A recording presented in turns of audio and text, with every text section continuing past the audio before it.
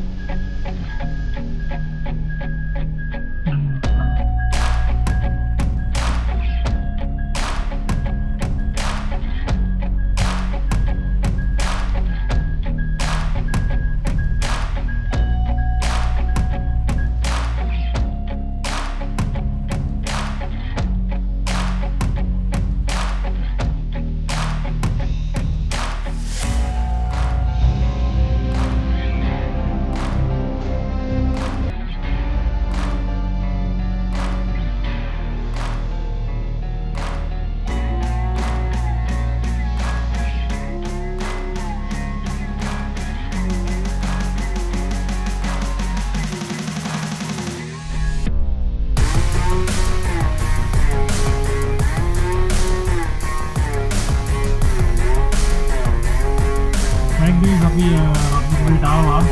පතල පිටුවේ ඉන්නේ. අපි ගිහලා බලමු පතේ මොනවද වෙන්නේ කියලා.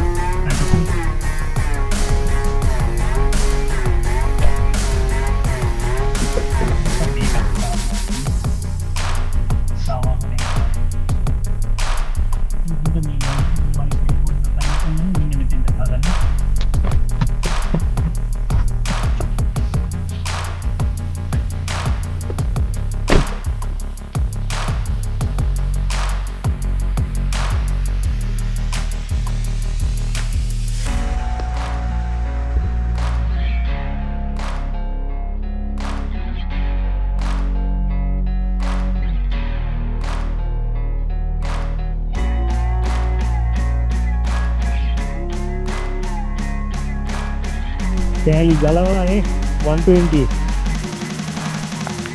Fokus tapi baru digerak.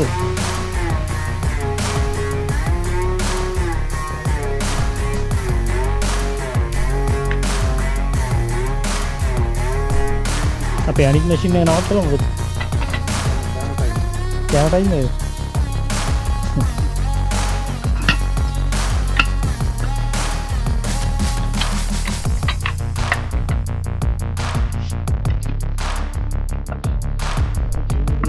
Mesin එක මොකද තාත්තේ? ඔයිල් ටිකක් කියන්නේ ලීටරයක් දෙනවා.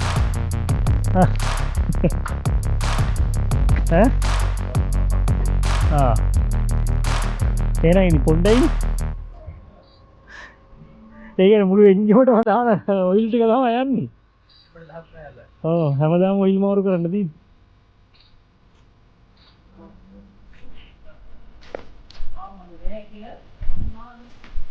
Halo guys, call.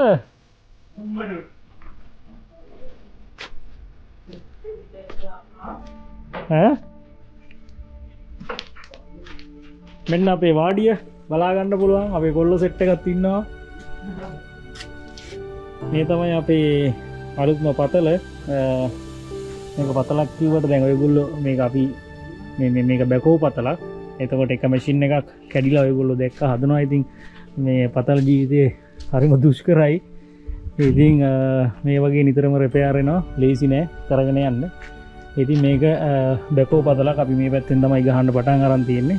ඒතර මෙතන මුලින්ම කරන්නේ සාමාන්‍ය රොණ අයින් කරන එක තමයි. ඔයගොල්ලන්ට බලා ගන්න පුළුවන් සාමාන්‍ය අඩි 4මාරක 5ක විතර වගේ රොණ තට්ටුවක් තියෙන්නේ. මේ රොණ තට්ටුව සම්පූර්ණයෙන්ම අයින් කරගන්නවා. අයින් කරගෙන තමයි අපි මේ පැත්තේ කමත හදාගෙන මේ වැඩ ටික ස්ටාර්ට් කරන්න. ඉතින් තාම මූලික අධියරේ තියෙන්නේ. ඉතින් සාමාන්‍ය අපිට සාමාන්‍ය මේ වගේ පතලක් කරද්දී ඔයගොල්ලන්ට පේන වටේම පතල් තියෙන මේ පැත්තෙත් පතලක් තියෙනවා. මේ පැත්තෙත් පතලක් තියෙනවා.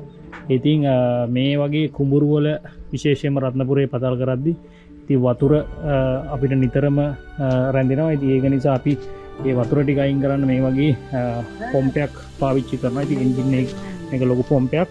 ඉතින් මේ වගේ පොම්පයක් භාවිතා කරලා අපි වතුර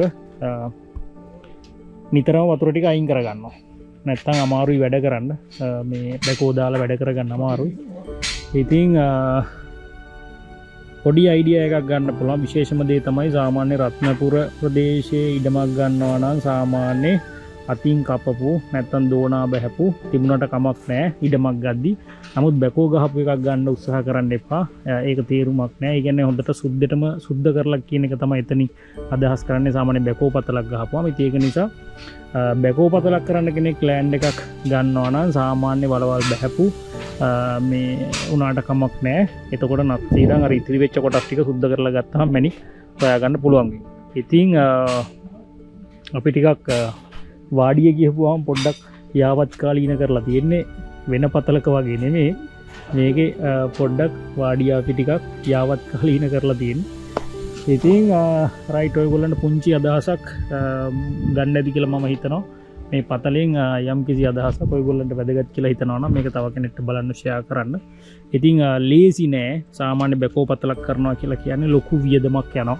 අපේ මැෂින් දෙකක් වැඩ කරනවා. ඉතින් මැෂින් වලට එතකොට මේ වගේ නිතරම අපිට තෙල් අවශ්‍ය වෙනවා. ඉතින් රිපෙයාර් වෙනවා නිතරම.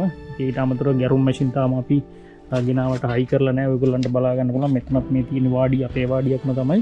ඒතර මෙතන මේ ගැරුම් මැෂින් එක තියෙන. තාම අපි හැමත මේ හරිය ගහන්නේ.